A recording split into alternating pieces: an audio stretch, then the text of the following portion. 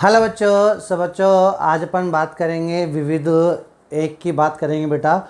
और विविध एक से पहले हम दो टॉपिक और पढ़ेंगे और पहला टॉपिक का नाम है संयुक्त फलन और उसके बाद हम बात करेंगे व्युत्क्रम फलन।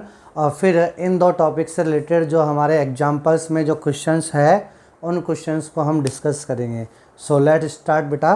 तो चलिए हम सबसे पहले बात करते हैं किसकी, संयुक्त फलन की। तो संयुक्त फलन क्या होता है बेटा? संयुक्त फलन तो देखो नाम से स्पष्ट है, संयुक्त हो, ठीक है। यानी इसके अंदर एटलीस्ट यानी कम से कम कितने फलन होते हैं? दो फलन, और एक फलन की गोदी में कोई दूसरा फलन बैठेगा। सर ये क्या मतलब हुआ? तो देखो संयुक्त फलन क्या लिखेंगे? तो सबसे पहले लिखेंगे माना कोई दो फलन, माना कोई दो फलन, ठीक है। क्रमशः तो हमने लिखा बेटा एक तो f(x) तथा g(x) है, ठीक है। कम से कम दो फलन, दो से अधिक भी हो सकते हैं, हम कम से कम अभी दो की बात कर रहे हैं। तो माना कोई दो फलन क्रमशः f(x) तथा g(x) है। अब देखो बेटा ये जो f(x) है, अब मैं इसे ऐसे लिख सकता हूँ y = f(x)। हाँ सर बिल्कुल लिख सकते हो। इसका मतलब क्या हुआ? इसका मतलब ये हुआ कि जो y है y x पर निर्भर है, y x पर निर्भर करता है, y x पर निर्भर करता है। तो y क्या है? y f, यहाँ पे y f है ना। तो इसका मतलब ये जो फलन है f, ये किस पर निर्भर कर रहा है? x पर निर्भर कर रहा है, ठीक है बच्चों। इसी प्रकार से y बराबर क्या है? gx। तो यहाँ हम क्या लिखेंगे कि y किस पर निर्भर कर रहा है? x पर निर्भर करता है, x पर निर्भर करता है। यानी जो चर राशि फलन की गोदी में बैठती है वो फलन उस राशि पर निर्भर करता है। और यहाँ y का मतलब क्या है? y का मतलब g। तो हम क्या लिखेंगे? g भी किस पर निर्भर कर रहा है? x पर निर्भर करता है। तो f भी x पर निर्भर करता है और g भी x पर निर्भर करता है। ऐसे फलन हमने माना है, ऐसे फलन हमने मान लिए, ठीक है। अब बेटा क्या करेंगे हम अब हम ये चाह रहे हैं कि क्या चाह रहे हैं हम कि जो f है कोमा g पर निर्भर करे, g पर निर्भर करे। सर आपने ऐसे ही क्यों चाहा? ऐसा भी तो हो सकता है कि g जो है वो f पर निर्भर करे, f पर निर्भर करे। ओहो, इसका मतलब क्या हुआ? इसका मतलब यदि f g पर निर्भर करे, इसका मतलब f किस पे निर्भर करे? f g पर निर्भर करे। तो क्या हम इसे लिख सकते हैं कि f की गोदी में g, ये लो, और g पूरा gx। नहीं आया समझ में? हाँ सर बिल्कुल। यानी अब f की गोदी में कौन बैठ गया? gx। देखो जो फलन जिस राशि पर निर्भर करता है उस राशि को उसकी गोदी में बैठाएंगे। हाँ सर, तो बिल्कुल सर, इसमें तो कोई बड़ी बात है ही नहीं, तो नहीं है। इसी प्रकार से यहाँ पे क्या है? यहाँ पे g किस पर निर्भर कर रहा है? f पर। तो g को कैसे लिखेंगे? g की गोदी में कौन बैठाएंगे? f(x). ये लो, ये निर्भर करा दिया, ठीक है। और इसे हम क्या बोलते हैं? इसे बोलते हैं fog x। इसे क्या बोलेंगे? fog x। और बेटा इसे क्या बोलेंगे? gof x। ये लो, ये gof x, ये हो गया। अच्छा, इसी प्रकार से मान लो हमने बोला कि f, f पर निर्भर करता है। ओहो, कोई फलन खुद पर ही निर्भर कर रहा है। तो f, f पर निर्भर करे, तो इसे क्या लिखेंगे बेटा? f की गोदी में कौन बैठ गया? f(x) बैठ गया, ये लो। और इसे बोलेंगे फॉफ, इसे क्या बोलेंगे? फॉफ x, ठीक। इसी प्रकार से हमने बोला कि g पर निर्भर करता हो, g पर निर्भर करे। यदि g पर निर्भर करे तो इसे लिखेंगे कैसे? g की गोदी में कौन बैठ गया? gx बैठ गया खुद ही, तो इसे बोलेंगे gog x। ये लो, तो ये तो अभी लिखने का तरीका बताया बेटा मैंने, ठीक है। अब सुनो ध्यान से, जब हम किसी फलन की गोदी में किसी और फलन को बैठाते हैं तो बैठाने से पहले कंडीशन भी फुलफिल होनी चाहिए। ऐसे ही नहीं किसी गोदी में बैठ जाए, डंडे पड़ने के नौबत आ जाएगी बेटा। समझ में आया बात? तो हम किस फलन की गोदी में बैठ सकते हैं, ठीक है, तो उसके लिए कंडीशन होती है। तो अब हम चेक करेंगे कंडीशन। अभी तक तो हमने बात करी कि कंडीशन हो गई, कंडीशन सेटिस्फाई है, तब उसके बाद हम कैसे लिख सकते हैं फलनों को, तो ऐसे लिखेंगे। यदि कोई फलन आपको ऐसे दिखाया गया है तो आप समझ जाना कि ये जो f है वो किस पर निर्भर कर रहा है, g पर निर्भर कर रहा है। और यहाँ पे g किस पर निर्भर कर रहा है, f के ऊपर निर्भर कर रहा है। यहाँ पे f के ऊपर निर्भर कर रहा है और यहाँ पे g पर निर्भर कर रहा है। ठीक है, तो ये तो बोलने का तरीका आ गया। अब चेक करेंगे कंडीशन कि कैसे किसी फलन की गोदी में कोई दूसरा फलन बैठ सकता है, तो वो कंडीशन हम चेक करेंगे। तो बोलो बात समझ में आ गई बेटा? ओके। अब कंडीशन चेक करने के लिए बेटा हमारे पास जो हमने माना कोई दो फलन है f(x) तथा g(x), इनकी आपको कंडीशन भी दी गई होगी, यानी ये फलन कहाँ से कहाँ परिभाषित है वो भी आपको दिया गया होगा। तो हम क्या लिखेंगे कि माना कोई दो फलन क्रमशः f(x) तथा g(x) है, जहाँ जो f है वो तो a से b में परिभाषित है तथा g जो है वो c से d में परिभाषित है। ये आपको दे रखा है। ठीक है, तो अब बताओ हमें फॉग ऑफ निकालना है कि कैसे हम निकालेंगे, तो इस चीज़ को अब आप समझो। तो देखो बेटा y बराबर f(x), तो हम क्या लिखेंगे, y x पर निर्भर कर रहा है, यानी y मतलब f। अब यहाँ पे मैंने y की जगह क्या लिख दिया, f। तो f किसके ऊपर निर्भर कर रहा है, x के ऊपर निर्भर कर रहा है। ठीक है, जहाँ x का जो मान है यानी x बिलोंग्स टू, तो x बिलोंग्स टू कहाँ से लेंगे, a से। भाई यही तो इसका प्रांत है, बिल्कुल। और f का जो मान आएगा वो f का मान किस में आएगा, तो f बिलोंग्स टू b में से आएगा, बिल्कुल। अच्छा, इसे क्या बोलेंगे, प्रांत f का, और इसे क्या बोलेंगे, f का सह प्रांत, सॉरी b को हम बोलते हैं f का सह प्रांत, और एक f का परिसर भी होता है। ठीक है बच्चों, इसी प्रकार से जब हम इसे लिखेंगे तो इसे क्या लिखेंगे, यहाँ लिखेंगे g किसके ऊपर निर्भर कर रहा है, x के ऊपर निर्भर कर रहा है, और जहाँ x बिलोंग्स टू कहाँ है, c से। अब ये c है ना, हाँ सर बिल्कुल c में से। और ये जो g है इसका मान कहाँ मिलेगा, तो d में से मिलेगा, ये लो।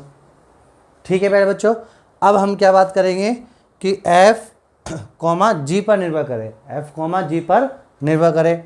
ठीक है, अब सुनो क्या है, जब हम इसकी बात करेंगे, इस वाले की, फर्स्ट वाले की बात करेंगे, तो आपको एक चीज़ देखना है कि कौन किस पर निर्भर कर रहा है, f g पर निर्भर कर रहा है, बिल्कुल सही है।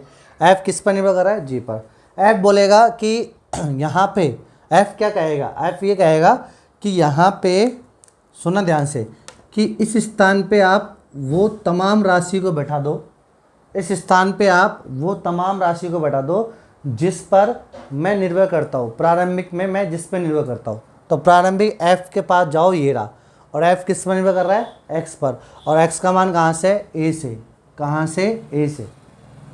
ओहो, इसका मतलब यदि ये जो g है, इस g का मान यदि किसके बराबर आया, समुच्चय a के बराबर आया, किसके बराबर आया, समुच्चय a के बराबर आया, तो हम बोल देंगे कि ये संभव है। तो फिर ये संभव है, ये इसकी कंडीशन हो गई। अच्छा सर, इसका मतलब ये जो f है, अच्छा f के लिए जो a क्या कहलाएगा, प्रांत। देखो ये प्रांत है ना, हाँ सर बिल्कुल प्रांत है।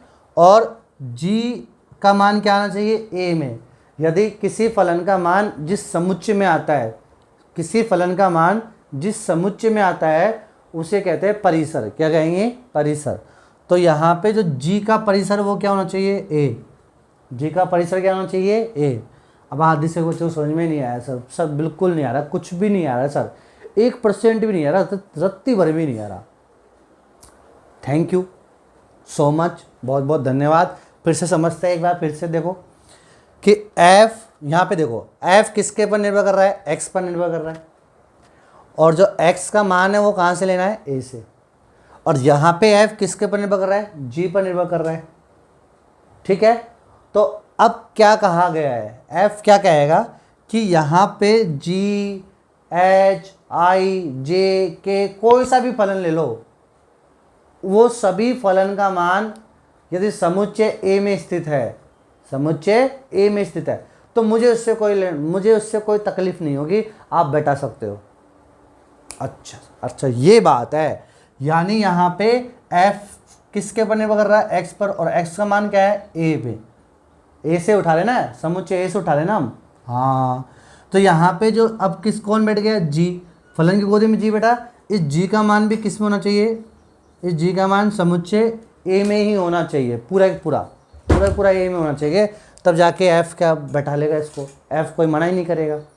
तो अब ये जो a है वो f का तो कहलाएगा प्रांत, ये a f का क्या कहलाएगा, तो a जो है वो f का तो क्या है, प्रांत। और किसी फलन का मान जिस समुच्चय में स्थित होता है उसे कहते हैं परिसर। क्या कहेंगे, परिसर। तो यहाँ पे g का परिसर, क्या है g का परिसर, g का परिसर a होना चाहिए, g का परिसर क्या होना चाहिए, a। तो अब क्या लिखेंगे कि फोग x कब संभव है, फोग x कब संभव है, जब g का परिसर बराबर हो f के प्रांत के, तब जाके फोग संभव है, अदरवाइज फोग संभव नहीं होगा। इसी प्रकार से सेकंड देखो, g की गोदी में कौन बैठ गया, f। अब g किसके ऊपर निर्भर कर रहा है, f के ऊपर। बट प्रारंभिक रूप पे आके आओ, तो प्रारंभिक रूप में जो g है वो किसके ऊपर निर्भर कर रहा है, x पर निर्भर कर रहा है। और ये x का मान किस समुच्चय में है, c में। अरे किस में है, c में। तो इसका मतलब यहाँ पे आप कुछ भी बैठाओ, यदि इसका मान c में आ रहा हो, यदि इसका मान किस में आ रहा हो, c में, तो g को कोई तकलीफ नहीं होगी, तो हम क्या लिखेंगे यहाँ पे, तो हम क्या लिखेंगे बेटा कि g का प्रांत किसके बराबर हो, f के परिसर के। तो देखो यहाँ पीछे कौन है, f, तो क्या लिखेंगे, f का परिसर किसके बराबर हो, g के प्रांत के बराबर हो। तो हम ये कर सकते हैं, ठीक है, ये कंडीशन है। कब हम फोक कर सकते हैं, कब हम गॉफ कर सकते हैं, तो ये कंडीशन होनी चाहिए। उसके बाद थर्ड बोलो। अब f की गोदी में f बैठ गया, और f किसके ऊपर निर्भर कर रहा है, x पे, और x का मान किस पे, a से। तो यानी ये वाला मान किस में आना चाहिए, a में आना चाहिए। इसका मतलब क्या लिखेंगे कि फोक कब संभव है, जब f का परिसर f के प्रांत के बराबर हो, f के परिसर f के प्रांत के क्या हो, बराबर हो, तब संभव है, अदरवाइज संभव नहीं होगा। फिर इसी प्रकार से फोर्थ क्या है, g पर निर्भर करे, और g पर निर्भर कब करेगा, जब g का परिसर g के प्रांत के बराबर हो, खत्म कहानी। बात समझ में आ गई बेटा। तो फोग x, गोफ x, फोफ x और गोग x कब संभव है, जब ये कंडीशन सेटिस्फाई कर रही हो। यदि ये कंडीशन सेटिस्फाई नहीं कर रही है तो फिर हम किसी की गोदी में किसी और को ऐसे नहीं बैठा सकते, नहीं डंडे पड़ेंगे, ठीक है बेटा। तो इस बात समझ में आ गई। तो इस प्रकार हमें कंडीशन चेक करनी है। चलिए, तो ये हमारे पास संयुक्त फलन की एक तरह के एक समरी थी, जो हमने संयुक्त फलन को डिटेल में डिस्कस किया है, ठीक है प्यारे बच्चों। तो आइए अब हम इसका थोड़ा सा आलेख विधि से भी एक बार इसको समझ लेते हैं। तो ठीक है बेटा, तो चलिए, done done done done done done done done. देखिए बेटा, अब आलेख विधि से हम कैसे समझेंगे। तो यहाँ पे आप देखना कि हमने ये बनाया समुच्चय A, ठीक, ये बनाया हमने समुच्चय A, और यहाँ हमने बनाया समुच्चय B, ये बनाया समुच्चय B, और A से B में कोई फलन परिभाषित है, और इसे ने बोला f, ठीक है, A से B में कोई फलन परिभाषित है f। अब इसी प्रकार से मान लो हमारे पास कोई फलन है g, और वो B से और C में परिभाषित है, ये लो B से C में परिभाषित है कोई फलन g। अब हमें यहाँ चेक करना है कि इसमें फोक संभव है कि गोफ संभव है, ये हमें चेक करना है, ठीक है। पहली बात तो देखो, नीचे के जो दो है फोक और गोग, ये कब संभव होंगे, जब f का परिसर f के प्रांत के बराबर हो, यानी ये दोनों a और b ये दोनों बराबर हो, यानी ये दोनों क्या हो, बराबर हो, तब जाके फोफ और गोग होगा। अब ये दोनों बराबर तो है नहीं, यहाँ पे a है, यहाँ पे b है, यहाँ पे b है, यहाँ पे c है, ठीक है। अब हम क्या चेक करेंगे कि सर फोग x हो सकता है क्या, तो फोग x कब होगा, जब g का परिसर किसके बराबर हो, f के प्रांत के बराबर हो, f के प्रांत के बराबर हो, तभी तो संभव होगा। देखो जी का परिसर f के प्रांत के, जो शुरू वाला है ना उसका प्रांत के। तो चलिए f का प्रांत क्या है, f का प्रांत तो a है, और g का परिसर क्या हो सकता है, तो g का परिसर तो नहीं मालूम तुम्हें, बट g का सहप्रांत तो मालूम है तुम्हें। बोलो g का सहप्रांत क्या है, c। जी का सहप्रांत क्या है, c। यानी इस c में जितने भी अवयव है वो सारे किस में स्थित होने चाहिए, a में स्थित होने चाहिए। या आप ऐसे कहो मोटा मोटा, बोलो जी का एफ का प्रांत क्या है, ए, और जी का सहप्रांत क्या है, सी। तो ए और सी बराबर कहाँ है, ये तो अलग अलग है। तो इस प्रकार हम कहेंगे कि फोग एक्स इसका संभव नहीं है, इस वाले का। फिर हम चेक करेंगे गोफ एक्स हो सकता है क्या। तो गोफ एक्स में बोलो क्या लिखेंगे, एफ का परिसर, एफ का परिसर बराबर जी के प्रांत के, जी के प्रांत के। तो बोलो बेटा f का परिसर क्या है, b, और g का प्रांत क्या है, b। ओहो, ये दो तो बराबर है, ये दो तो क्या हो गए, बराबर हो गए। तो अतः इस फलन से, यानी कोई फलन f इसमें परिभाषित है और कोई फलन g इसमें परिभाषित है, तो हम इनका कौन सा संयुक्त फलन कर सकते हैं, तो कौन सा करेंगे, गोफ एक्स वाला, यानी g की गोदी में एफ एक्स वाला हम कर सकते हैं। इसका संभावना बन रही है पूरी पूरी। हाँ सर, बात तो समझ में आ रही है। अब हम इसमें लिख देते हैं, जैसे कि मान लो हमारे पास यहाँ लिखा हुआ है ए बी सी 1 2 3, और यहाँ लिखा है 4 है ना, और 1 2 3 4, बी पूरा बराबर आएगा, और सी मान लिया हमने ई एफ जी, ये हमने मान लिया। ठीक है बेटा, ये लो ई एफ जी। ठीक, अब हमने रखा क्या कि मान लो a बराबर 1, ठीक है, b बराबर 2 और c बराबर आ रहा है 3, ये आ गया। अब यहाँ पे देखो, तो हम क्या रखेंगे बेटा, यदि हमने फलन की गोदी में a रखा तो उसका आंसर कितना है 1, और यदि हमने फलन की गोदी में b रखा तो उसका आंसर कितना है 2, और यदि हमने फलन की गोदी में c रखा तो उसका आंसर कितना है 3। यही। अब इसकी बात करो, मान लो 1 रखने पे ई आ रहा है, 2 रखने पे एफ आ रहा है, 3 रखने पे जी आ रहा है, और 4 रखने पे भी जी आ रहा है। अब बोलो इसमें जी की गोदी में यदि मैंने 1 रखा तो आंसर कितना रहा है ई, जी की गोदी में मैंने 2 रखा तो आंसर कितना रहा है एफ, और जी की गोदी में यदि मैंने 3 रखा और जी की गोदी में यदि मैंने 4 रखा तो आंसर कितना आ रहा है, जी आ रहा है। ठीक है, छोटा वाला ये, या जी की जगह आप ई एफ एच मान लो। ठीक है, तो यहाँ पे एच। सर ये कैसे, ये मान लिया कि माना ऐसे ऐसे दे रखा है, हमें ऐसे दिया हुआ है, तब ऐसे दिया हुआ है, तो अब हम क्या सर इसका गौफ संभव है, इसका गौफ संभव है, तो हम बोलेंगे इसका गौफ संभव नहीं है। अरे सर ऐसे कैसे, सर आपने बोला एफ का परिसर जी के प्रांत के बराबर है। हाँ तो सर एफ का परिसर तो बी है। अब एक चीज़ सुनो आप, एफ का परिसर क्या है, एफ का परिसर 1 2 3 4 है कि एफ का परिसर 1 2 3 है। सर एफ का परिसर तो 1 2 3 है। परिसर क्या होता है, सह प्रांत के अंदर स्थित वे सभी अवयव जो अपना पूर्ण प्रतिबिंब रखते हो। अच्छा, इसका मतलब सर अभी इससे पहले जो हमने परिभाषा बताई थी जिसमें बी बी वो एक रफ वर्क था, उस रफ को भी जब हम ओपन करेंगे तो चेक करेंगे कि परिसर अलग चीज़ होती है, सह प्रांत अलग चीज़ है। परिसर क्या होता है, सह प्रांत का उपसमुच्चय होता है। ओहो, तो अब क्या होगा इस चीज़ में, अब आप मुझे बताओ यहाँ पे जब मैं गौफ करूँगा तो देखना भाई फोक तो होगा ही नहीं, जो हमने रफ वर्क करा उससे फोक देखा, फोक तो बिल्कुल नहीं होगा, कतई नहीं होगा, उसको रिजेक्ट कर देंगे।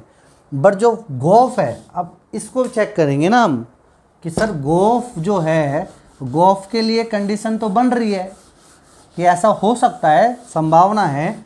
तो एक बार चेक कर लेते हैं हम कि गौफ जब हम देखेंगे, जी की गोदी में किसको बैठाया हमने, ऐसे लिख देता हूँ मैं, जी की गोदी में हमने किसको बैठाया, एफ एक्स को बैठाया, यही बैठाया ना बेटा हमने। चलिए अब एफ एक्स तो ये रहा मान, तो रखिए देखो जी की गोदी में हमने पहले बैठाया किसको, एफ ऑफ ए को, तो जी की गोदी में एफ ऑफ ए को बैठाया तो आंसर कितना रहा है 1, तो जी1 आ गया। अच्छा जी1 बराबर कितना आंसर है ई। ओहो, ये बात समझ में आई। तो यानी जी की गोदी में हमने एफ एक्स को बैठाया और एफ एक्स का ये वाला मान क्या है एफ ऑफ ए, तो एफ ऑफ ए रख दिया, और एफ ऑफ ए का आंसर कितना रहा है 1, तो 1 आ गया। अब जी की गोदी में 1 बैठ गया और जी की गोदी में 1 बैठता है तो उसका आंसर कितना आता है ई आता है। यस सर बिल्कुल। फिर इसी प्रकार से जी की गोदी में हमने किसको बैठाया एफ ऑफ बी को बैठाया। यस सर ये लो, और एफ ऑफ बी का आंसर कितना रहा है 2, तो G2। अब G2 का मान कितना रहा है एफ, ओहो आ गया सर बिल्कुल। अब बोलो जी की गोदी में हमने किसको बैठाया एफ ऑफ सी को बैठाया। ओके तो अब कितना आया हमारे पास 3 आ गया। ओहो अब इसका आंसर कितना आया एच आया। अब बोलो जी की गोदी में अब कुछ बैठा रहे क्या, अब कुछ है ही नहीं, बैठा ही नहीं रहे, तो फिर बैठा नहीं रहे तो यहाँ कुछ नहीं आएगा, तो यहाँ कुछ नहीं आएगा। बट जी की गोदी में 4 तो बैठ रहा है, यहाँ तो 4 तो बैठ रहा है, तो ऐसा फलन का कोई मान नहीं आ रहा एफ का जो 4 दे रहा हो। इसका मतलब क्या हुआ, इसका मतलब जी जो एफ ऑफ 4 है, मतलब यहाँ पे कुछ रखा और इसका आंसर कितना रहा है 4, इसके लिए कोई पूर्व प्रतिबिंब विद्यमान नहीं है, पूर्व प्रतिबिंब विद्यमान नहीं है। ओहो तो सर आप ये कहना चाह रहे हो कि इसका मतलब जो बी है, ये जो एफ है, इस एफ का परिसर किसके बराबर होना चाहिए, पूरा बी के बराबर होना चाहिए, पूरा किसके बराबर हो बी के बराबर। और सर ये बी तो एफ का क्या कहलाएगा सहप्रांत, क्या कहलाएगा सहप्रांत, और एफ का परिसर किसके बराबर हो सहप्रांत के। तो सर ये तो आच्छादक वाली कंडीशन हो गई। ओ आच्छादक फलन, कैसा फलन आच्छादक फलन होना चाहिए। अच्छा इसका मतलब ये जो एफ है गॉफ कब संभव होगा, गॉफ कब संभव होगा जब इसकी गोदी में जो फलन बैठा है, इसकी गोदी में जो फलन बैठा है वो आच्छादक होना चाहिए। सर एक रफ वर्क तो हमने क्या चेक कर लिया, एक रफ वर्क तो हमने देखा कि एफ का सहप्रांत, हम ये मान लेते हैं मोटा मोटा एफ का सहप्रांत जी के प्रांत के बराबर होना चाहिए। हालांकि एफ का परिसर होता है, बट पहले हम ये मान लेते हैं कि एफ का सहप्रांत किसके बराबर हो जी के प्रांत के। पहले को ये चेक कर लेंगे, तो एफ का सहप्रांत बी था और जी का प्रांत भी बी था, तो ये दोनों बराबर है, तो फोक संभव हो सकता है। हकीकत में तो हमें परिसर चेक करना है। हाँ सर ये बात तो समझ में आ गई है अब कि गॉफ संभव तभी होगा, पहला केस कि एफ एक्स का आच्छादक होना चाहिए, एफ एक्स का क्या होना चाहिए आच्छादक, ठीक है। और आच्छादक होगा तभी तो उसका परिसर उसके सहप्रांत के बराबर होगा, तभी तो उसका परिसर उसके किसी बराबर होगा सहप्रांत के बराबर होगा। तो बात समझ में आ गई है क्या। हाँ सर क्या कि यदि कोई फलन संयुक्त फलन है तो जो फलन उसकी गोदी में बैठा है वो आच्छादक होगा, वो आच्छादक होगा 100% होगा, ठीक है। और उसका परिसर जिसकी गोदी में बैठे हैं उसके प्रांत के बराबर होगा। तो देखना मैं यहाँ पे एक आपको बिल्कुल नोट लगा के लिख देता हूँ कि आप समझ जाना इस चीज़ को कि मान लो यहाँ पे कोई फलन है और इसकी गोदी में ये फलन बैठा है, फलन नंबर 1, ठीक है, और फलन नंबर 2 ये लो। तो फलन नंबर 1 की गोदी में फलन नंबर 2 बैठा हुआ है, तो हम क्या निष्कर्ष निकालेंगे कि जो फलन नंबर 2 है ये आच्छादक होगा। पहली चीज़ तो फलन नंबर 2 क्या होगा आच्छादक फलन होगा, आच्छादक फलन होगा, पहली चीज़ तो पहला निष्कर्ष। और निष्कर्ष नंबर 2 क्या होगा कि फलन 2 का परिसर, फलन 2 का परिसर फलन 1 के प्रांत के बराबर होगा, फलन 1 के प्रांत के बराबर है। ये लो खत्म गाने। ओहो सर इतनी सी बात थी, इतनी सी बात के लिए 15 मिनट लगा लिए। हाँ 15 ही हो गए ना। ओहो सर 20 मिनट हो गए। तो बात समझ में आ गई है बेटा। तो इस प्रकार जब भी आपको ऐसा कोई फलन दिख जाए तो आप निष्कर्ष निकाले ना, ये बात खत्म। सर बात तो समझ में आ गई है, कोई दिक्कत नहीं है। ओके सर चलो अब आगे बढ़ते हैं। चलिए बेटा अब आगे हम बात करेंगे किसकी, संयुक्त फलन की, सॉरी संयुक्त हो गया व्युत्क्रम फलन की। किसकी बात करेंगे व्युत्क्रम फलन की। तो उससे पहले हम क्वेश्चन कर ले, संयुक्त फलन का क्वेश्चन कर लेते हैं। तो चलिए done done done done done done done done जन जन जन जन जन जन जन जन जन जन जन जिंदगी को। आइए बेटा, अब हम बात करते हैं, हमारी टैबलेट ले लेते हैं और आपके संयुक्त फलन के जितने भी क्वेश्चन हैं पहली प्रश्नावली में उन सबको उड़ाते हैं। तो हमारे पास एग्जाम्पल ही है, जो कि एग्जाम्पल नंबर 15 और एग्जाम्पल नंबर 16। तो आइए सबसे पहले हम बात करते हैं एग्जाम्पल नंबर 15 की। क्या कह रहा है एग्जाम्पल नंबर 15?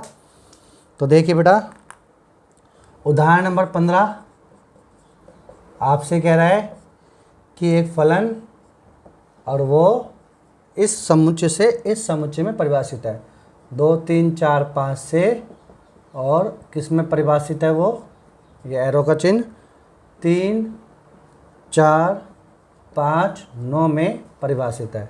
ठीक है, और जो g है वो कहाँ से कहाँ परिभाषित है, 3 4 5 9 से, और किस में परिभाषित है, 7 11 15 में परिभाषित है। और इस प्रकार है कि किस प्रकार है कि f(2) का मान 3, f(3) का मान 4 और f(4) का मान कितना है, f(4) और f(5) इसका मान कितना आ रहा है, 5। ठीक है, इसी प्रकार से g(3) का जो मान है वो g(3) और g(4) इसका आंसर कितना आ रहा है, 7, तथा g(5) और g(9) इसका आंसर कितना आ रहा है, 11। तो आपको गॉफ ज्ञात करना है। क्या ज्ञात करना है, गॉफ ज्ञात करना है। पहली चीज़ तो फोक क्यों नहीं पूछा, फोक क्यों नहीं पूछा, पहली चीज़ तो सर आपने अभी बताया था कि फोक को हम ऐसे ले सकते हैं, यानी फोक का मतलब क्या है कि f किसका पर निर्भर कर रहा है, g पर निर्भर कर रहा है। ठीक है, तो ये कब संभव होगा, जब इस g का परिसर और f के किसके बराबर हो, प्रांत के, यानी f का प्रांत जो आगे है उस फलन का प्रांत और जो उसकी गोदी में बैठा है उसका परिसर। तो g का परिसर ये क्या होना चाहिए, बराबर होना चाहिए। और सर परिसर की तो अभी हमने बात करी नहीं, तो हम मोटा मोटा सह प्रांत देख लेते हैं अभी। तो सबसे पहले तो बोला f का प्रांत क्या है, सर आगे वाला 2 3 4 5, और g का सह प्रांत क्या है, 7 11 15। ये तो सर बराबर है ही नहीं सर, ये तो बराबर है नहीं। हालांकि यहाँ परिसर होता है, बट मैं अभी सह प्रांत से कच्चा वर्ग ही है ना, तो इसलिए सर फोक संभव नहीं है। अब गॉफ की बात करें तो गॉफ क्या है, जी की गोदी में कौन बैठा है, fx, यानी इसे हम ऐसे ले सकते हैं गॉफ। हाँ सर बिल्कुल। अब क्या होगा कि जो फलन है, ये फलन नंबर 1 हो गया, ये फलन नंबर 2, तो फलन नंबर 1 का प्रांत यानी g का प्रांत, ये लो किसके बराबर होना चाहिए, fx के परिसर के। अब परिसर की जगह अभी आप थोड़ी देर सह प्रांत कर लो, मोटा मोटा वर्क करने के लिए भी। तो बोलो g का प्रांत क्या है, 3 4 5 9, और f का सह प्रांत भी क्या है, 3 4 5 9। तो इसका मतलब ये संभव हो सकता है, ये संभव हो सकता है, पर ये तो बिल्कुल नहीं होगा। तो हमें गॉफ निकालना है। अब चेक क्या करेंगे, चेक ये करेंगे जो इसकी गोदी में बैठा है वो आच्छादक है या नहीं है, आच्छादक है या नहीं है। यदि आच्छादक है तो फिर 100% हो जाएगा। आच्छादक के लिए क्या चेक करेंगे, आच्छादक के ये चेक करेंगे कि जो फलन f है उसका सह प्रांत उसी के परिसर के बराबर आना चाहिए, वही आच्छादक की केस है। ओह अच्छा, अब देखो फलन का f का परिसर क्या है, परिसर है जो मान आ रहा हो, तो 3 4 5, 3 4 5 आ रहा है, 3 4 क्या आ रहा है, 5 9 आ रहा है क्या, नहीं। तो सर इसका मतलब इसका हम क्या नहीं करेंगे, इसका परिसर इसके सह प्रांत के बराबर नहीं है, बिल्कुल नहीं आ रहा। देखो देखो 3 4 5 है ना, फिर 9 आ रहा है क्या, नहीं, 9 तो नहीं आ रहा। ओहो, तो सर इसका हम क्या नहीं कर सकते, मतलब इसका गॉफ संभव नहीं है। बट एनसीईआरटी ने मान पूछा है, ये तो कहा ही नहीं कि गॉफ, आपको केवल मान बताना है कि इस मान के लिए क्या आएगा, इस मान के लिए क्या आएगा। अच्छा सर, इसका मतलब हम ये क्या कहेंगे, तो देखो सुनो मैं आपसे क्या कर रहा हूँ, हम क्या करेंगे बेटा, यहाँ पे एक एक मान बैठाते हैं। तो देखना हमने ऐसे बनाया क्या, 2 3 4 5 ये बैठाया। फिर यहाँ हमने बैठाया क्या, 3 4 5 9। और ये कहाँ से कहाँ, ये किसके लिए है, एफ़ के लिए, ठीक है, ये किसके लिए, एफ़ के लिए। इसी प्रकार से अब हमने एक और बना दिया क्या, 7 11 15 ये बना दिया, ठीक है। और यहाँ से यहाँ ये किस में है, ये है जी में परिभाषित है। चलिए तो अब आप बताओ, 2 रखेंगे एफ में तो कितना प्राप्त हो रहा है, 3, ये लो। फिर 3 रखेंगे तो कितना प्राप्त हो रहा है, 4, ये लो। फिर 4 और 5 रखेंगे तो उसके लिए क्या प्राप्त हो रहा है, 5, ये लो। तो यही आ रहा है एफ के लिए ही बन रहा है। चलो अब जी की बात करो, 3 और 4 रखेंगे तो क्या प्राप्त हो रहा है, 7। तो 3 और 4 रखेंगे तो क्या प्राप्त हो रहा है, 7। फिर उसके बाद में 5 और 9 रखेंगे तो उसके लिए क्या प्राप्त हो रहा है, 11। तो 5 और 9 रखेंगे तो उसके लिए क्या प्राप्त हो रहा है, 11। ये आ गई बात समझ में, ठीक है, ओके। अब देखो हम क्या करेंगे, अब यहाँ देखना आप बेटा कि ये वाला जो 9 है ना, ये जी के लिए है। अब हमने रखा मान क्या, कि ये गॉफ में, तो जी की गोदी में हमने पहले बैठाया f(2), ये लो f(2) बैठाया। चलिए जी f(2) का मान कितना है, 3, तो 3 रख दिया। और g(3) का मान कितना आया, 7, ये लो 7 आ गया। फिर उसके बाद में जी फलन की गोदी में हमने क्या रखा, 3 रखा, ये लो।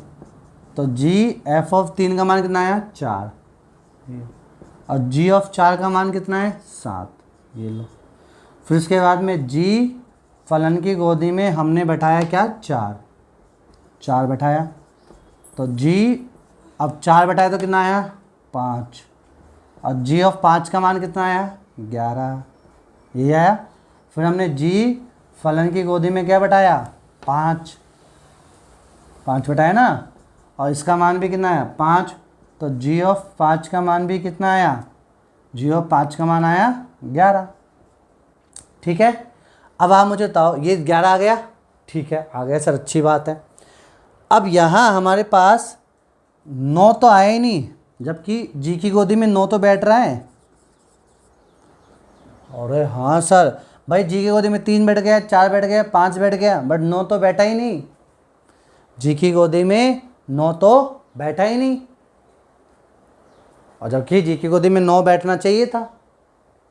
हाँ सर, जी की गोदी में 9 बैठता है, बट जब हमने एक की गोदी में 1 को बैठाया, जी की गोदी में fx को बैठाया। आप मुझे बताओ, इनिशियल प्रारंभिक रूप से जब हम जी की बात कर रहे हैं, तो जी की गोदी में कौन कौन बैठ रहा है, 3 बैठ रहा है, 4 बैठ रहा है, 5 बैठ रहा है, बिल्कुल 9 बैठ रहा है क्या, 9 भी बैठ रहा है।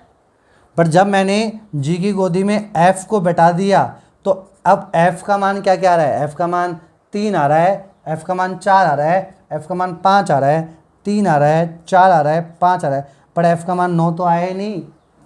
तो जी क्या बोलेगा, मुझे तो भाई साहब हानि हो गई ना, 9 तो बैठा ही नहीं मेरी गोदी में, जबकि 9 को बैठना पड़ता। ओहो, तो क्या जो हमने जी की गोदी में जिस फलन को बैठाया वो फलन आच्छादक है क्या, नहीं है। आच्छादक कब होता, जब जी अपने गोदी में जिसको बैठा रहा था उसके बराबर उसका मान आता। तो 9 तो नहीं आ रहा ना, तो इसलिए हम कहेंगे कि इसका एक गॉफ का आप ऐसे बना लो मान, बट गॉफ(x) जो फलन है वो नहीं होगा। वो कब होता, जब f का एक आच्छादक फलन होता, जब f एक क्या होता, आच्छादक फलन। अब ये तो एनसीईआरटी है, कुछ भी कह सकती है। तो एनसीईआरटी ने केवल आपसे गॉफ के मान पूछवाए, तो गॉफ का मान आप बस ये लिख देना, ये लो, ये गॉफ के मान है बस। अरे बात समझ में आ गई क्या, ठीक है सर, बात तो समझ में आ गई है। चलिए अब देखो, अब हम क्या करेंगे, तो ये गॉफ(x) है, ये आपका इसका आंसर है। अच्छा सर, ये जो गॉफ(x) आया है, ठीक है, ये जो फलन आया है, हाँ ये जो फलन है, अच्छा इस फलन का भी एक प्रांत होगा, बिल्कुल सही, इस फलन का भी एक प्रांत होगा। तो इस फलन का प्रांत क्या होगा, इस फलन का प्रांत होगा जो f का प्रांत होगा, जो किसका प्रांत हो, f का, क्योंकि इसमें जो x का मान है, देखो x का मान 2 3 4 5 यही है, 2 3 4 5, 2 3 4 5 तो क्या है, f का जो प्रांत है, तो f का प्रांत क्या है, f का प्रांत है 2 3 4 5, यही है। हाँ सर बिल्कुल यही है। उसके बाद अब ये कहाँ, किस समुच्चय में परिभाषित होगा, किस में होगा, g के सहप्रांत में, g का सहप्रांत, g का सहप्रांत क्या है, 7 11 15, तो ये लिखेंगे 7 11 15, ठीक है बेटा।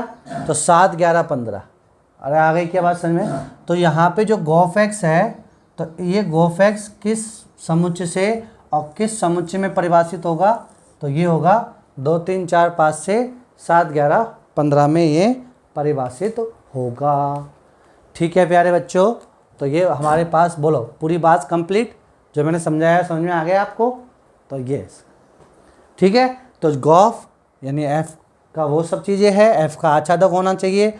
फिर जो गोफ एक्स है ये किस समुच्चय से किस समुच्चय में परिभाषित होना चाहिए, आगे वाले समुच्चय से, और आगे वाला समुच्चय मतलब एफ का प्रांत, तो एफ का प्रांत क्या है 2 3 4 5, और किस समुच्चय में होगा, यानी इसका सहप्रांत क्या होगा, जो जी का सहप्रांत होगा, तो जी का सहप्रांत क्या है 7 11 15, तो ये बात ठीक है प्यारे बच्चों। ओके आगे बढ़े, यस सर आगे बढ़ते हैं, चलिए। Done done done done done done done done done done done done done.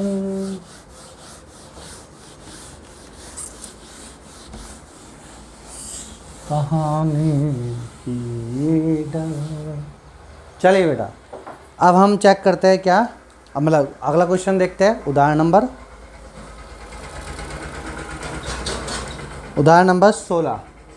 तो उदाहरण नंबर 16 क्या कह रहा है आपसे, बोलो f कहाँ से कहाँ परिभाषित है, r से r में, और g भी कहाँ से कहाँ परिभाषित है, r से r में। ठीक है, फलन क्रमशः f(x) बराबर आपको दे रखा है क्या, f(x) बराबर आपको दे रखा है cos x, और gx बराबर आपको क्या दे रखा है बेटा 3x²। हमें पूछा गया है कि गोफ और फोग निकालो, गोफ व फोग हमें निकालना है। तो चलिए सिंपल सी बात है, चेक कर लेंगे सहप्रांत। तो f का प्रांत, सॉरी या गोफ के लिए क्या होना चाहिए, तो गोफ के लिए f का सहप्रांत g के प्रांत के बराबर होना चाहिए। तो देखो गोफ x, यही ना, इसे लिखने का एक और तरीका क्या है, g की गोदी में क्या f(x), ठीक है। तो अब क्या चेक करेंगे कि f(x) का सहप्रांत और g के किसके बराबर आए, प्रांत के। तो देखो यहाँ तो सभी आ रहा है, तो इसका मतलब f(x) का सहप्रांत क्या है, तो f(x) का सहप्रांत r है, और g का प्रांत भी क्या है r, तो संभव है बिल्कुल। तो चलिए अब इसे ऐसे कैसे रखेंगे, तो बोलो, तो g f(x), बोलो f(x) का मान किसके बराबर है, cos x के, तो यहाँ पे क्या कौन आ जाएगा, cos x आ जाएगा। हाँ सर बिल्कुल आ गया। अब बोलो, अब इसको ओपन करेंगे, देखो जी की गोदी में जो बैठता है, तो यहाँ पे देखना जी की गोदी में जो बैठा है उसे हम क्या लिख देंगे 3x² करके लिख देंगे।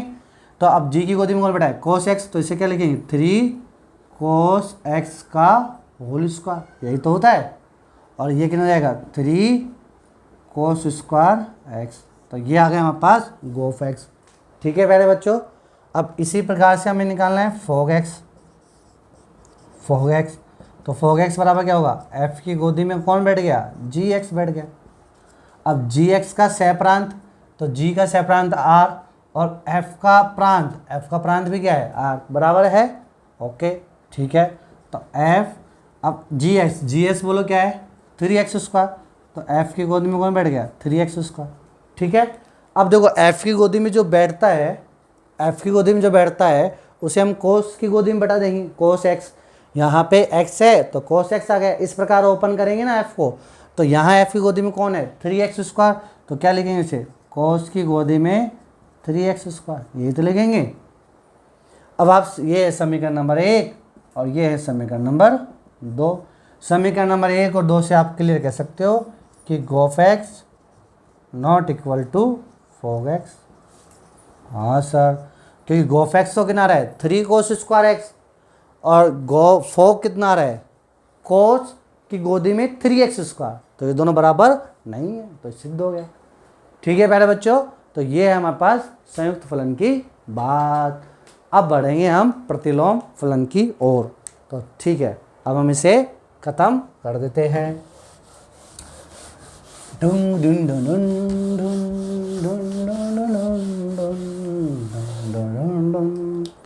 चलिए बेटा, अब हम बात करते हैं किसकी, प्रतिलोम फलन की।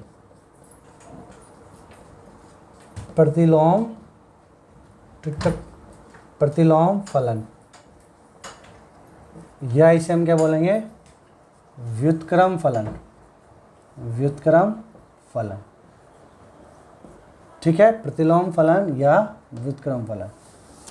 ये लो, अब देखो क्या हम क्या चीज़ चेक करेंगे कि प्रतिलोम फलन या व्युत्क्रम फलन किसे कहते हैं। तो सुन लो, माना कोई फलन f a से b में यदि एकेकी आच्छादी हो, तब इसका प्रतिलोम फलन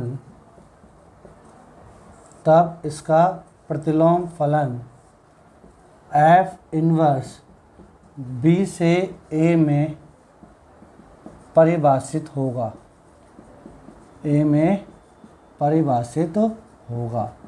ओहो, तो सर यदि हमें किसी फलन का प्रतिलोम निकालना है तो वो फलन, जिस फलन का हमें प्रतिलोम निकालना है वो फलन क्या होना चाहिए बेटा, वो फलन एकेकी तथा आच्छादी होना चाहिए, तभी जाके हम उसका इन्वर्स निकाल सकते हैं। तो हम इसे ऐसे लिखेंगे।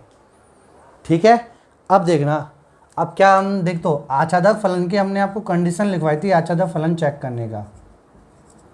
हाँ सर, तो आच्छादक फलन को हम कैसे चेक करते हैं, तो हमने लिखा माना y is equal to f of x, हमने ये लिखा y is equal to f of x. ठीक है, अब हम क्या चेक करते हैं बेटा कि हम यदि हमें आच्छादक चेक करना है तो हम x को एक तरफ y को एक तरफ लेके जाएंगे। अभी तो जो फलन है वो किसके ऊपर निर्भर कर रहा है, x के ऊपर, यानी हमें ऐसे कह सकते हैं कि फलन का मान हमने क्या माना y, और y किसके ऊपर निर्भर कर रहा है, x के ऊपर।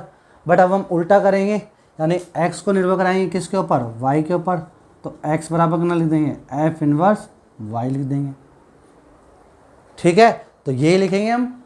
और ये जो हमें इसके लिए अब क्या लिखते हैं कि for all y belongs to, जो सह प्रांत है फलन का, तो y बिलोंग्स टू सह प्रांत के लिए there exist x belongs to किस में होना चाहिए, प्रांत में होना चाहिए। तो हम कह देंगे कि ये कैसा फलन है, आच्छादक फलन है। हाँ सर बिल्कुल। अब आप मुझे बताओ, देखना कैसे, अब एक चीज़ समझना आप कि एकेकी तथा आच्छादक, मान लो कोई फलन है हमारे पास, ठीक है, ये फलन है f और ये है a से b में परिभाषित, ये ठीक है। एकेकी मतलब अलग अलग होना चाहिए, जैसे 1 2 3 4, और यहाँ लिखा मैंने 5 6 7 8, एक का संबंध 5 से, 2 का संबंध 6 से, 3 का संबंध 7 से, 4 का संबंध 8 से। बोलो क्या समुच्चय ए का प्रत्येक अवयव समुच्चय बी में भिन्न भिन्न प्रतिबिंब रख रहे हैं, बिल्कुल, तो एक एक ही हो गया, यस सर, तो ये फलन एक एक ही है। ठीक है, और दूसरा समुच्चय बी के अंदर वे सभी अवयव जो अपना पूर्ण प्रतिबिंब रखते हो उन सबका समुच्चय परिसर कहलाएगा। तो यहाँ पे देखो परिसर क्या है, 5 6 7 8, तो बोलो परिसर किसके बराबर आ गया, परिसर आ गया सहप्रांत के बराबर। तो क्या मैं इसे आच्छादी कह सकता हूँ, तो बिल्कुल, तो ये फलन एक एक ही आच्छादी है। तो यहाँ f बोलो क्या है, एक एक ही आच्छादी है। अरे है कि नहीं है, बिल्कुल है, 100% है। अब जब बेटा मैंने यहाँ पे लिखा, देखना अब शायद क्या है कि यहाँ पे आप देखना f(1) इसका आंसर कितना रहा है 5, ठीक है यही। और इसे मैंने किसके बराबर माना, y के बराबर ना, तो 1 रखने पे y का मान 5 आ रहा है, ठीक है। फिर 2 रखेंगे तो कितना रहा है 6, 3 रखेंगे तो कितना रहा है 7, और 4 रखेंगे तो कितना रहा है 8। ओहो, ये बात तो समझ में आ गई है सर। फिर उसके बाद हमने इन्वर्स निकाला ऐसे, तो अब यहाँ पे मैंने क्या लिखा, x बराबर f इन्वर्स y, ये लिखा। अब हमने f इन्वर्स y का मान, तो y का मान हमने रखा 5, क्या रखा 5, तो 5 रखा तो आंसर क्या आना चाहिए 1 आना चाहिए। पूर्व प्रतिबिंब क्या है 1, तो यहाँ पे कितना जाएगा 1, ठीक है। ये x का मान 1 आ गया, यानी x बराबर 1 रखेंगे तो y का मान 5 आ रहा है। देखो 1 रखेंगे तो y का मान 5 आ रहा है, पूर्व प्रतिबिंब विद्यमान है। इसी प्रकार से f इन्वर्स y का मान अब क्या रखेंगे 6, तो आंसर कितना आएगा 2।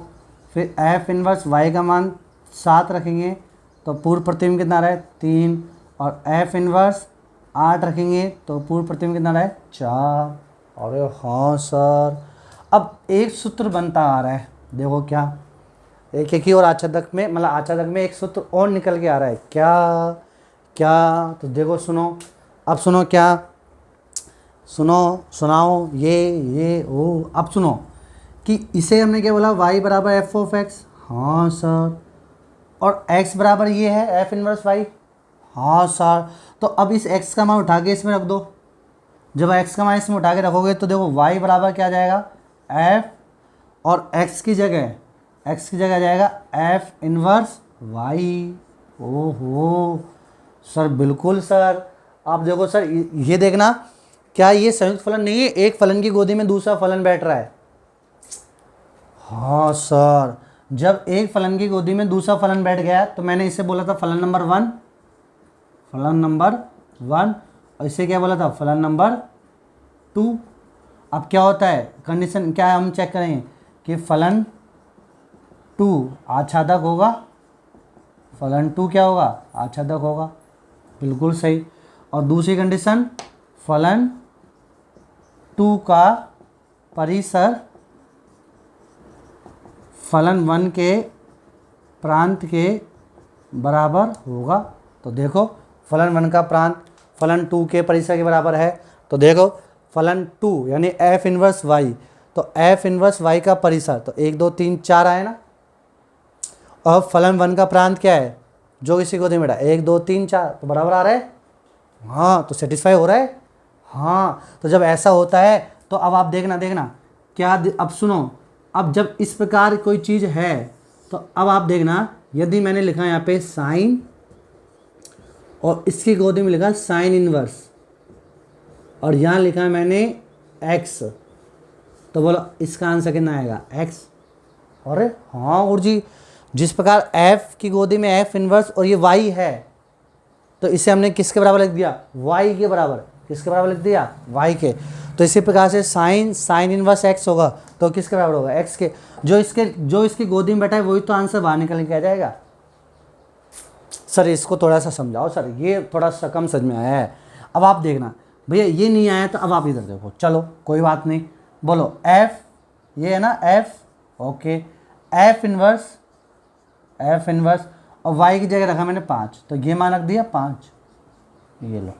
अब इसका आंसर 5 ही आएगा, है ऐसे कैसे करो सर 5 कैसे आएगा, तो देख लो बराबर f इनवर्स 5 का मान कितना है 1, हाँ सर, तो सर 5 तो आया नहीं, अरे मैं पूरा मान की बात करो, तो बोलो f(1) का मान कितना आया, अरे सर 5 ही आया, अरे हाँ सर यही आया, ठीक है। इसी प्रकार से हमने लिखा f इनवर्स 6 रखा, क्या रखा 6, तो बोलो कितना आ जाएगा f इनवर्स 6 का मान कितना है 2 ही है, और f(2) का मान कितना है 6, तो देखो f की गोदी में f इनवर्स 6, इसका आंसर सीधा 6 हो, हाँ सर। अब ऐसे हम कब लिख सकते हैं, जब फलन एकेकी तथा आच्छादक, यदि फलन एकेकी तथा आच्छादक नहीं है तो फिर ये सही नहीं है। ओके सर, बात तो समझ में आ गई है, बात तो समझ में आ गई है, ठीक है मेरे प्यारे बच्चों। तो इस प्रकार तो ये है हमारे पास प्रतिलोम फलन। और सर प्रतिलोम फलन निकालेंगे से तो ये रह लो, जब y बराबर एफ ऑफ एक्स, अब x को y के रूप में रख देंगे तो वही उसका क्या कहलाएगा, प्रतिलोम फलन कहलाएगा। वही उसका क्या कहलाएगा, प्रतिलोम फलन कहलाएगा। ठीक है प्यारे बच्चों, तो बात समझ में आ गई। अब कर लेते हैं इसके भी एग्जाम्पल। 50 मिनट।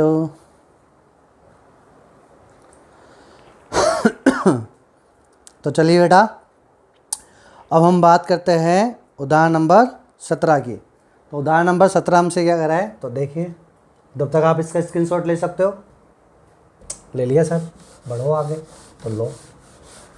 टिन टिन टिन टिन टिन टिन टिन टिन टिन टिन टिन टिन टिन टिन टिन टिन टिन।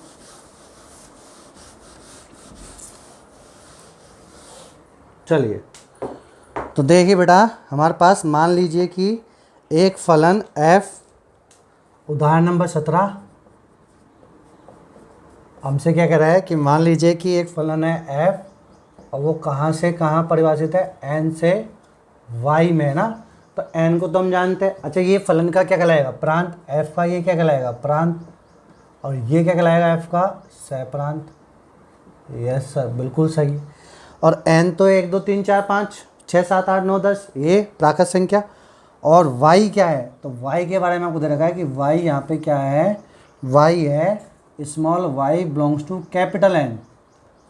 और इस प्रकार है कि जो y बराबर कितना आएगा, 4x प्लस के 3 ये आएगा किसी x बिलोंग्स टू n के लिए, और जहाँ x बिलोंग्स टू क्या है, n। ओके सर, ये y है।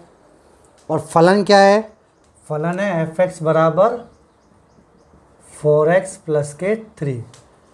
तो दोबारा परिभाषा एक फलन है जहाँ y ये सिद्ध कीजिए कि f व्युत्क्रमणीय है, प्रतिलोम फलन भी ज्ञात कीजिए। तो पहले हमें चेक करना है कि ये व्युत्क्रम फलन है या नहीं है। तो व्युत्क्रम फलन के लिए ये एक की तथा क्या होना चाहिए, आच्छादक होना चाहिए। एक की तथा क्या होना चाहिए, आच्छादक होना चाहिए। आप चाहो तो इसकी आलेख विधि का इस्तेमाल कर सकते हो।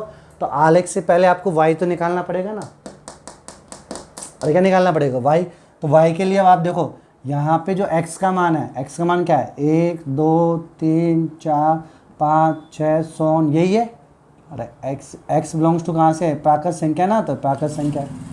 फिर यहाँ में y का मान निकालना है, ये है कैपिटल Y। और कैपिटल Y जो है ये क्या है, y बिलोंग्स टू n, यही ना, y का मान प्राकृत संख्या में होना चाहिए। ठीक है, अब चेक कर लेते हैं, बोलो। जब हमने 1 रखा, x का मान क्या रखा, 1, तो x का मान 1 रखेंगे तो 4 प्लस 3 कितना है, 7। तो y का मान कितना है, 7। तो भैया y का मान आ गया 7। y का मान 7 आ गया, हाँ सर बिल्कुल। 2 रखेंगे x का मान, तो 4 दूनी 8 और 3 11। तो सर 8 का मान 11 आ गया, सॉरी 2 का मान 11 आ गया।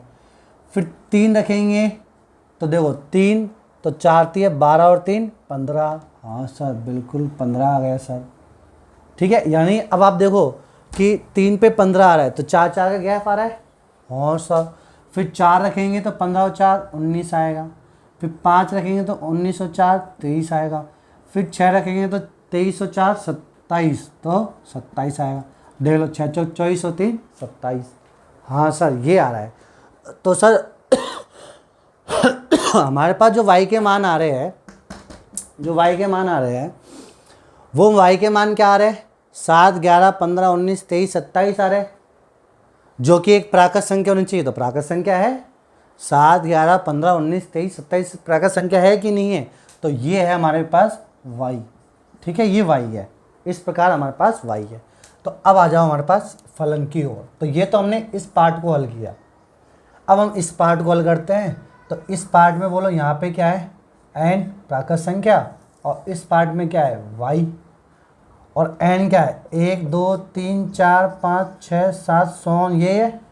और y क्या है, और y अभी हमने हल करा है, y क्या है, 7 11 15 19 23 27 और 31 100 ऐसे ही है। हाँ सर। और फलन n से और y में परिभाषित है। और किस प्रकार परिभाषित है, 4x प्लस 3 हो गुरुजी। हाँ, अब इसमें x का मान 1 रखेंगे तो y का मान 7, मतलब फलन का मान 7 आ रहा है। अरे हाँ गुरु जी, अरे ये तो यही है सेम। ऐसे 2 रखेंगे तो 11, 3 रखेंगे तो 15, 4 रखेंगे 19, 5 रखेंगे 23, 6 रखेंगे 27, 7 रखेंगे 31। यही आ रहा है। अच्छा अब आओ मुझे बताओ, यहाँ पे जो f है क्या मैं कह सकता हूँ एक एक ही है? क्यों? क्योंकि प्रत्येक अवयव का भिन्न भिन्न प्रतिबिंब प्राप्त हो रहा है। बिल्कुल सर। अच्छा मैं कह सकता हूँ कि f आच्छादक है। क्यों? क्योंकि इसका परिसर क्या है कि 7, 11, 15, 19, 23, 27, 31 ये सब परिसर है। किसके बराबर है? सहप्रांत के बराबर है, y के बराबर। तो आच्छादक है। क्यों? क्योंकि f का परिसर किसके बराबर है? f के सहप्रांत के बराबर है। y तो है पूरा, तो इसलिए ये कैसा फलन होगा? ये एक एक ही तथा आच्छादक है। और जब कोई फलन एक एक ही और आच्छादक है तो हम उसका क्या कर सकते हैं? व्युत्क्रम कर सकते हैं, यानी प्रतिलोम कर सकते हैं। ठीक है प्यारे बच्चों, तो ये हो गई हमारे पास इति सिद्धम। अब हमें चेक करना है कि जो प्रतिलोम फलन है वो क्या होगा। तो प्रतिलोम फलन क्या होगा, तो उसके लिए मैंने आपको क्या बोला था? प्रतिलोम फलन क्या होगा, तो उसके लिए हमने आपको बोला था कि आप y बराबर क्या रख लो? f of x। तो y बराबर f ऑफ x कितना है हमारे पास? 4x plus 3। अब क्या कर लो, x को एक तरफ y को एक तरफ ले आओ, तो 4x बराबर कितना जाएगा? y minus 3। तो x बराबर कितना जाएगा? y माइनस 3 बटे 4, जो किसके बराबर है? f of inverse y। यही है। हाँ सर, तो यही हमारा क्या कहलाएगा? प्रतिलोम फलन। अब चूँकि हम ये हमारा जन्मसिद्ध अधिकार है कि फलन की गोदी में हम हमेशा x को ही बटाते हैं। हम मोस्टली हम किसको बटाते हैं? x वाली राशि को। तो कोई बात नहीं सर, यहाँ y बटाया तो यहाँ y आ गया। और सर यदि आप यहाँ पे x बटाना चाहोगे तो यहाँ कितना जाएगा? x माइनस 3 बटे 4। तो ये हो गया इसका व्युत्क्रम फलन। बात समझ में आ गई क्या? हाँ सर बिल्कुल। तो इस प्रकार बेटा आज हमने संयुक्त फलन और प्रतिलोम फलन के बारे में बात करी है और हमारे एग्जाम्पल हमने डिस्कस करे हैं। अभी आपकी विविध एक पूरी बच रही है, तो विविध एक के लिए हम एक और वीडियो आपके सामने प्रस्तुत करेंगे। ठीक है बच्चों, okay, have a good day, bye bye.